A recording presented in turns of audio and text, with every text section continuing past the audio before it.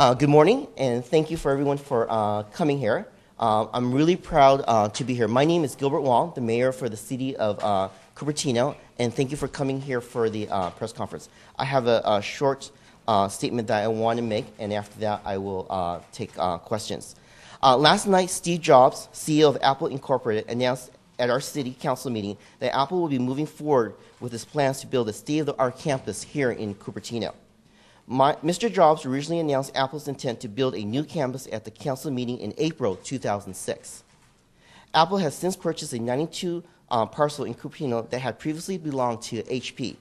Apple now has a total of 155 acres in Cupertino in the area of the proposed new campus. We are excited to see this project moving forward.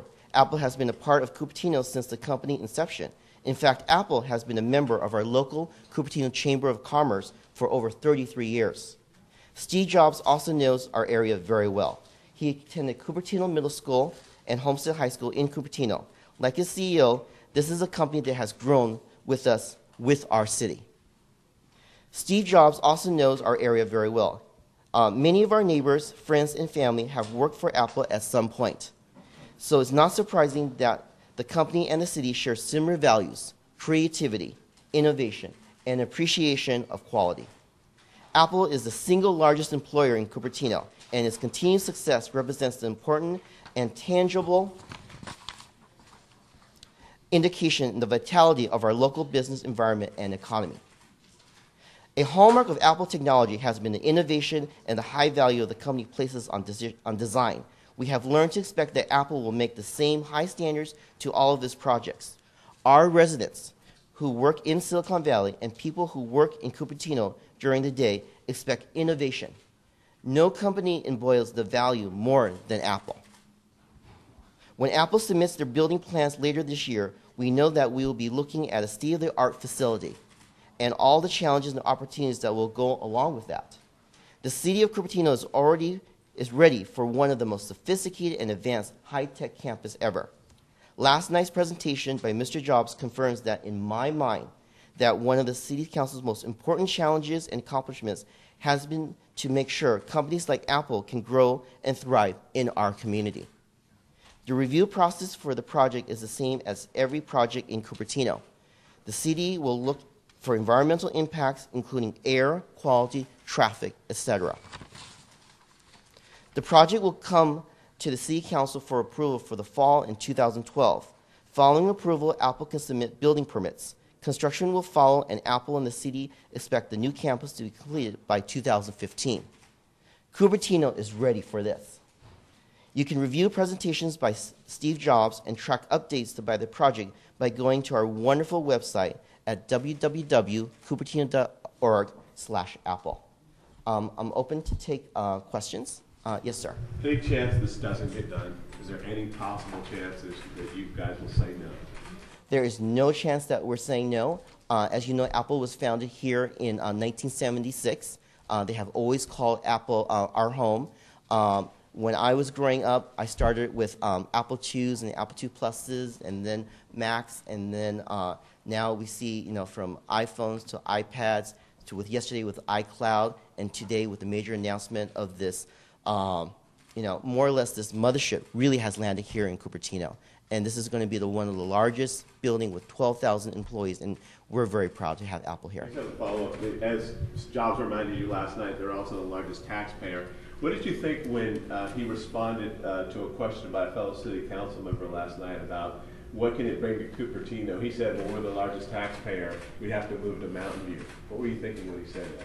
So as you know, Apple was founded here in 1976, and whenever a company set their roots here in Cupertino, and Mr. Jobs actually went to school at Cupertino Middle School and Homestead High School, where my daughter also goes to school. And my daughter woke up this morning and she said that, wow, Steve Jobs went to where I'm going. And I believe that his roots are here in Cupertino, and I believe that he will stay here in Cupertino. And we have one of the leanest, best city staff here in Cupertino, and we're ready to meet his needs. Mayor, what do you think will be the biggest, obviously this has planning, review, environmental impact reports. What will be the biggest challenge in that process?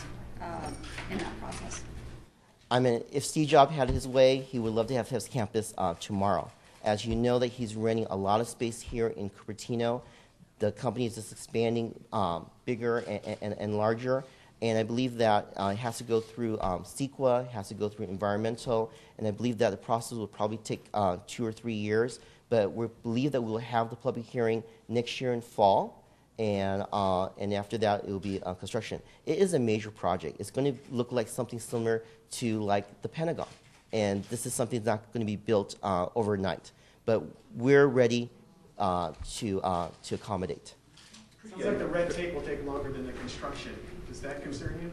Actually, I just respectfully disagree. I think that city government, especially here in the city of Cupertino, Apple Computer is our #1 sales produce, and we depend on sales tax. So we're ready to do whatever it takes to bring in more staff people, bring in more folks to not speed up the process, but to accommodate them, to make sure that they're on track, on time, and have a well-quality finished product. This is going to be one of the greenest building here in corporate America, and one of the best. And as Mr. Jobs says, you know, folks from the doing architecture or students are going to come here, and this is going to be a destination building site for people to come to Cupertino. Mayor, what would Cupertino be like without Apple? That's a very good question, and I think that we have invested so much in Apple Computer, and I think that with Steve Jobs' major announcement of iCloud yesterday, I think that we hopefully to see the total success of Apple. You can't imagine a situation without Apple here. And I can imagine that because, as you know, they bought Hewlett Packard, and when they bought Hewlett Packard, we had other companies that also came in too, like Seagate. So there's other companies that will follow in the lead of Apple. A lot of apps are being built, and a lot of people are coming in. So we see a lot of residual business that will come after with Apple, and that will follow Apple's lead. Kit? You guys seemed very enthusiastic and excited at the meeting last night. Are they going to get special or preferential treatment during this process? All of our applicants are treated fairly, definitely because Apple is our largest employer, and we want to make sure that we can accommodate them. So what will probably happen is that since we're such a very lean staff of about 150 employees, we probably would have to hire extra staff to accommodate them, and it will be worked in to make sure that it's cost recovery. How unprecedented is it to basically say there's no chance that it'll get turned down, and that you'll be basically working with them to solve any problems that might arise? So that's a fair question, and nothing is a sure thing. But I think that if you look at all the different companies, like when Hewlett Packard was thinking about should we come to Cupertino or should we stay in Palo Alto, where Hewlett Packard was actually, grew up, founded in Palo Alto. If you listen to Mr. Jobs' speech, he was saying that he looked up to both Mr. Hewitt and Mr. Packard as his role models and got a job over there. Again, he's a hometown boy of Cupertino, and we're really proud to have him here in Cupertino, and I believe that we will have continued success here in Cupertino. But is that pretty unprecedented? I mean, can you remember a time when Cupertino basically had that attitude toward a big project? Every time that we have a large company that has a large sales tax produced, we have been very accommodating to that company. Thank you. And I guess that, Mayor, that's the question is, how far will you go? Because Apple is such a part of the fabric of Cupertino.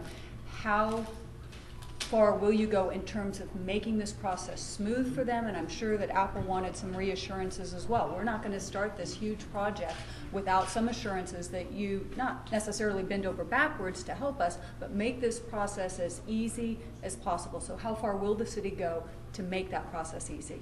So as you know, Apple bought the property back in 2006, 55 acres. 2 years ago, they bought another 96 acres from Hewlett Packard.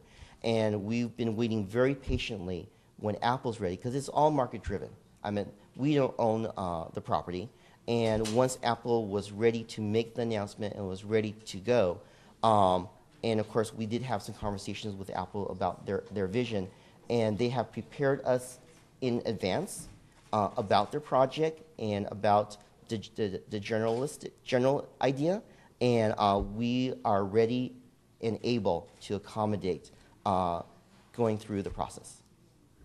Why should the people of Cupertino embrace this? And do you think that it will actually save some cities' services by having this additional influx of tax money? That is a very good question. I really like that question. As you know, Sacramento is having a hard time with their state budget, and cities like Cupertino is dependent on sales tax. So with Apple coming in, this is a huge shot in the arm for us.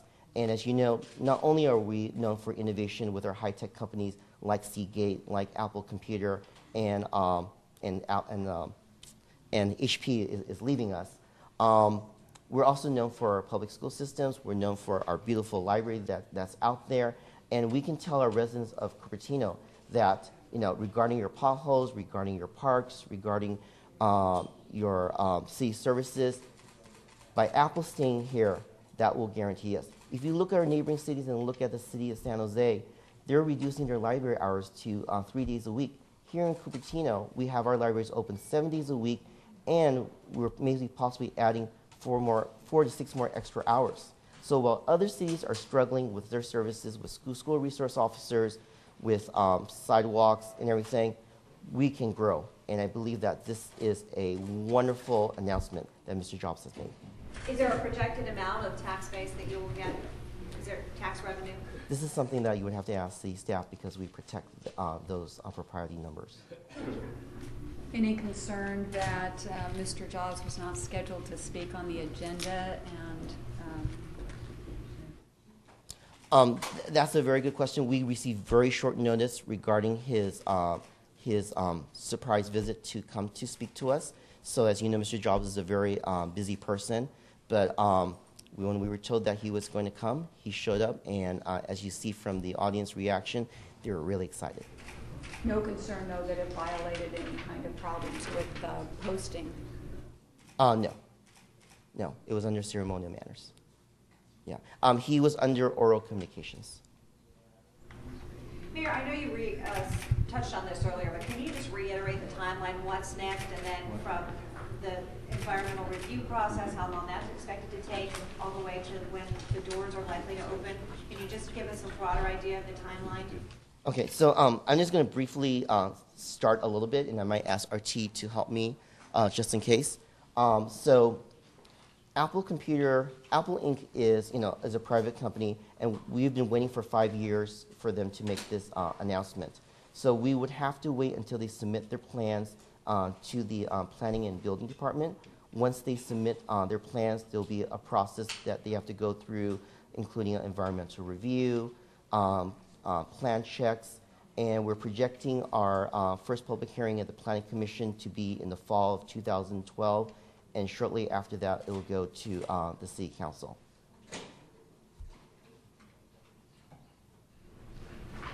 And if things go smoothly, when do you expect the doors to open? I believe, according to what Mr. Jobs said, I believe that will take about 3 to 4 years to build the campus. And again, you can get more updates on cupertino.org/Apple. We have a wonderful website. I think that this is a great announcement for the city of Cupertino, for Silicon Valley. Here in the state of California, all we've been hearing is about bad news. Economic times are not doing very good. People are having a hard time getting credit. But with Steve Jobs coming in, it gives a huge shot in the state of California, a huge shot for Silicon Valley, and a huge shot for the city of Cupertino. I want to say thank you very much for coming to the press conference today. If there's any additional questions, feel free to contact me or our city staff. Thank you very much.